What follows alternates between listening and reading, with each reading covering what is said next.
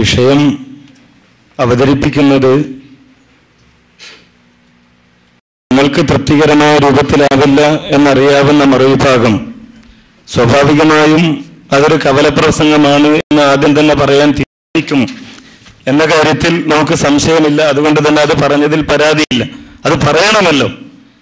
വ്യവസ്ഥയിൽ ഒതുങ്ങണം എന്നാണ് മറ്റൊരു കാര്യം ഇവിടെ സൂചിപ്പിച്ചത്. വ്യവസ്ഥയിൽ ഒതുങ്ങിക്കൊണ്ട് മാത്രമാണ് ഞാൻ വിഷയം അവതരിപ്പിച്ചത്. അല്ലെങ്കിൽ പറയാൻ ഒരുപാടുണ്ട്.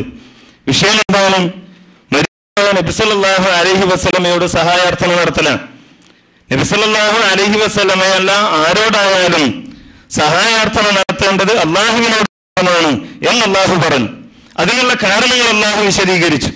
ആ കാരണങ്ങൾ അള്ളാഹു സുബ്ഹാനഹു വ തആല പറഞ്ഞ കാരണങ്ങളിൽ നിന്ന് നബി സല്ലല്ലാഹു അലൈഹി വസല്ലമ പുറത്താണ്.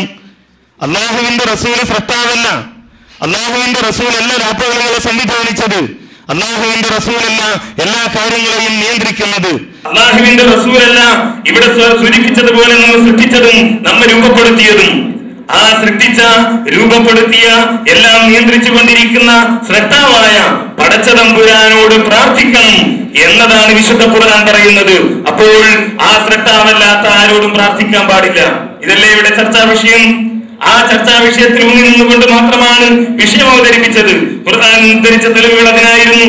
അതേപോലെ തന്നെ നബി സല്ലല്ലാഹു അലൈഹി വസല്ലമയുടെ ജീവിതത്തിൽ നിന്ന് ഞാൻ ഉദ്ധരിച്ച തെളിവുകളും അത് തന്നെയാണ്.